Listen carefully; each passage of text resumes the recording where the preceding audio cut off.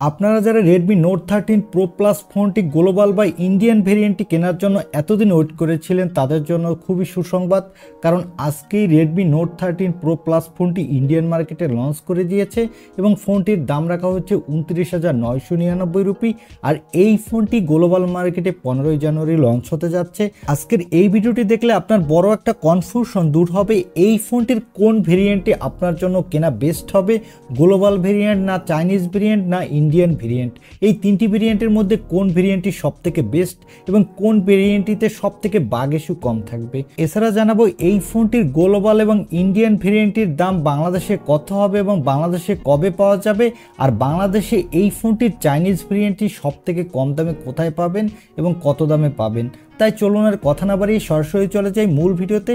তবে মূল ভিডিওতে যাবার আগে আপনাকে বলবো ভিডিওতে একটি লাইক দিয়ে আর চ্যানেলটি প্রথমবার ভিজিট করে থাকলে চ্যানেলটি সাবস্ক্রাইব করে ভিডিওটি দেখতে থাকুন। প্রথমে ছোট্ট করে এই ফোনটির হাইলাইটেড স্পেসিফিকেশন সম্পর্কে জেনে আসি।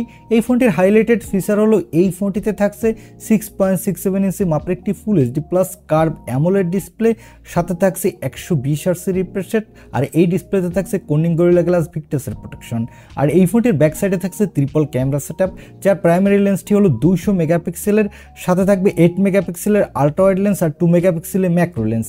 এই ফোনটির ব্যাক ক্যামেরা দেওয়া হয়েছে ওআইএস সাপোর্ট, যার ফলে নড়াচড়া অবস্থায়ও ভালো স্টেবলিশ ভিডিও রেকর্ড করতে পারবেন। সাথে পাবেন 16 মেগাপিক্সেলের সেলফি ক্যামেরা, এই ক্যামেরাটি দিয়েও আপনি ভালো কোয়ালিটির সেলফি তুলতে পারবেন। আর এই ফোনটির পাওয়ারের জন্য দেওয়া হয়েছে মিডিয়াটেকের ডায়মেনসিটি 7200 আল্ট্রা প্রসেসর। এই প্রসেসরটি 4 ন্যানোমিটার আর্কিটেক্টে বিল্ড এবং এই প্রসেসরটি দিয়ে আপনি ভালো মাল্টিটাস্কিং করতে পারবেন, সাথে পাবজি ফ্রি ফায়ারের মতো গেমগুলো খেলতে পারবেন। আর জেনশন ইম্প্যাক্টের মতো গেমগুলো আপনি লো গ্রাফিক্সে খেলতে পারবেন, হাই গ্রাফিক্সে এখানে খেলতে পারবেন না, সেক্ষেত্রে অনেকটা ল্যাগ বা ফ্রেম ড্রপ ইস্যু পাবেন। এই ফোনটির আর একটা হাইলাইটেড ফিচার হলো এই ফোনটিতে কম দামে দেওয়া হয়েছে 120 ওয়াটের একটি ফাস্ট চার্জার, আর এখানে ব্যাটারি থাকছে 5000 mAh এর একটি ব্যাটারি। এবারে আসি এই ফোনটির কোন ভেরিয়েন্টটি কত দামে বাংলাদেশে পাওয়া যাবে আর এই ফোনটির কোন ভেরিয়েন্টটি আপনার জন্য কেনা বেস্ট হবে। এই ফোনটি যেহেতু ইন্ডিয়ান মার্কেটে এর 8/256 GB ভেরিয়েন্টটি লঞ্চ করেছে 29,999 রুপি, যা বাংলা টাকায় কনভার্ট করলে দাঁড়ায় 39,553 টাকা, এবং এর 12/256 GB ভেরিয়েন্টটি লঞ্চ করেছে ইন্ডিয়ান দামে 31,999 রুপি, যা বাংলা টাকায় কনভার্ট করলে দাঁড়ায় 42,190 টাকা। আর এই ফোনটির 12/512 GB ভেরিয়েন্টটি লঞ্চ করেছে 33,999 রুপিতে, যা বাংলা টাকায় কনভার্ট করলে দাঁড়ায় 44,827 টাকা। তবে এই সকল ভেরিয়েন্টের ফোনগুলোতে আপনি 2000 টাকা ব্যাংক ডিসকাউন্ট পাবেন, সেক্ষেত্রে আপনাকে নির্দিষ্ট ব্যাংক কার্ড থেকে এই ফোনটি বাই করতে হবে। এবারে আসি এই ফোনটি বাংলাদেশে আসলে দাম কত হবে। এই ফোনটির যেহেতু বেস ভেরিয়েন্ট অর্থাৎ 8/256 GB ভেরিয়েন্টটির দাম বাংলাদেশি টাকায় পড়েছে 39,553 টাকা, সেহেতু এই ফোনটি বাংলাদেশে আসলে মিনিমাম এর দাম 45,000 টাকা প্লাস হবে।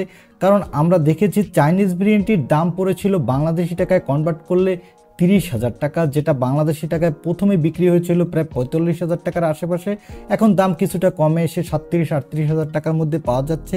তাই এই ফোনটি 45,000 টাকার নিচে বাংলাদেশে পাওয়া যাবে না, তবে 2-1 মাস পরে এই ফোনটি 40,000 টাকার আশেপাশে বাংলাদেশে পাওয়া যাবে এর বেস ভেরিয়েন্টটি। আর আপার ভেরিয়েন্টগুলোর দাম আরেকটু বেশি হবে। আমি এই নিয়ে এই চ্যানেলে আরও একটি ভিডিও করেছিলাম, সেই সময় আপনাদের বলেছিলাম এই ফোনটি এখন 45,000 টাকা দিয়ে কেনা ঠিক হবে না, আপনারা কিছুদিন ওয়েট করেন, চাইনিজ ভেরিয়েন্টটির দাম 37-38,000 টাকার মধ্যে চলে আসবে। সেই সময় আমাকে অনেকেই কমেন্টে বলেছিলেন এটা কখনো এই দামে আসবে না, কিন্তু এখন দেখতে পাচ্ছেন এই দামেই বর্তমানে পাওয়া যাচ্ছে। এই ফোনটির চাইনিজ ভেরিয়েন্টটির দাম আরও কিছুটা কমবে গ্লোবাল মার্কেটে যখন এই ফোনটি লঞ্চ হবে। এই ফোনটি গ্লোবাল মার্কেটে যেহেতু 15ই জানুয়ারি লঞ্চ হতে যাচ্ছে, আর লিক্স থেকে যতটুকু জানতে পেরেছি এই ফোনটির দাম হবে গ্লোবাল মার্কেটে $350 আশেপাশে, অর্থাৎ $350 থেকে $370 মধ্যেই থাকবে এই ফোনটির দাম। তখন এই ফোনটির দাম হবে বাংলাদেশের মার্কেটে 45,000 টাকার আশেপাশে, এবং তখন ইন্ডিয়ান ভেরিয়েন্টটির দাম কিছুটা কমে আসবে। ইন্ডিয়ান ভেরিয়েন্টটি পাওয়া যাবে 42-43,000 টাকার মধ্যে। আর এই ফোনটি আনঅফিসিয়াল, বিশেষ করে গ্লোবাল ভেরিয়েন্টটি আমরা পাবো জানুয়ারির শেষের দিকে, আর ইন্ডিয়ান ভেরিয়েন্টটি পাবো আমরা নেক্সট উইকের মধ্যে।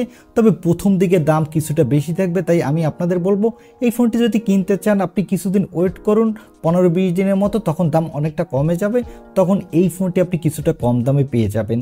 আর চাইনিজ ভেরিয়েন্টের দাম তখন প্রায় 35-36 হাজার টাকার মধ্যে চলে আসবে, কারণ অনেকেই তখন গ্লোবাল ভেরিয়েন্ট বা ইন্ডিয়ান ভেরিয়েন্টের ফোনগুলো কিনবেন, তাই চাইনিজ ভেরিয়েন্টের ফোনগুলোর ডিমান্ড কিছুটা কম থাকবে, তাই এই ফোনগুলো তখন অনেকটা কম দামেই সেল হবে। এছাড়া রিয়েলমি 12 সিরিজ যেহেতু জানুয়ারির শেষের দিকে চাইনিজ মার্কেটে লঞ্চ হতে যাচ্ছে এবং গ্লোবালি হয়তো ফেব্রুয়ারির দিকে লঞ্চ হবে, তখন অনেকেই রেডমি নোট 13 সিরিজের ফোনগুলো রেখে অনেকেই রিয়েলমি 12 সিরিজের ফোনগুলো কিনবেন, কারণ ওখানে ক্যামেরা কোয়ালিটি অনেক বেটার হবে রেডমি নোট 13 সিরিজের থেকে। তাই রেডমি নোট 13 প্রো প্লাস ফোনটি মার্চের দিকে সব থেকে কম দামে পাওয়া যাবে, তখন রিয়েলমি 12 সিরিজের ফোনগুলো বাংলাদেশের মার্কেটে আনঅফিসিয়ালভাবে অ্যাভেলেবেল হবে। এবারে আসি কোন ভেরিয়েন্টের ফোন সব থেকে বেস্ট এবং কোন ভেরিয়েন্টের ফোন আপনার জন্য কেনা ঠিক হবে।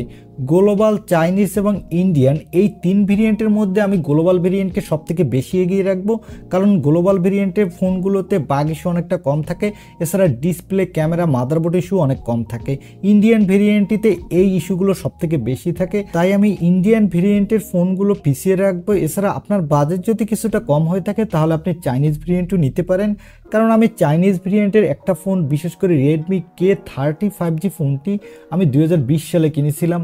সেই ফোনটি এখনও 2024 সাল পর্যন্ত ভালোভাবে ইউজ করা যাচ্ছে, কোনো ধরনের কোনো সমস্যা হয়নি।